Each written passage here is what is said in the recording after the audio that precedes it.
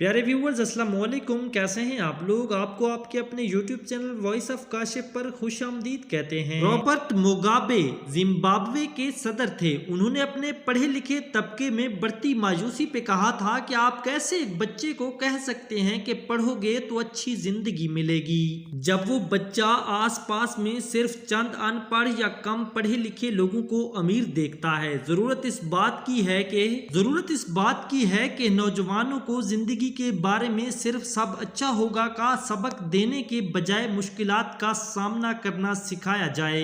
नौजवानों को स्किल्स दी जाएं जो डिग्री की कैद से आजादी दें। कमाने के लिए ये बताया जाए कि पैसे कैसे कमाने और कैसे खर्च करने हैं। दुनिया में किसी शोबे में क्या डिमांड है वैसे तैयार करें जिस शोबे में जितनी खपत है नौजवान को पता होना चाहिए, वरना पढ़े लिखे गरीबों के एक हजूम का सामना होगा जो अपनी डिग्री को लेकर कोई दूसरा काम करना बेइज्जती समझता है।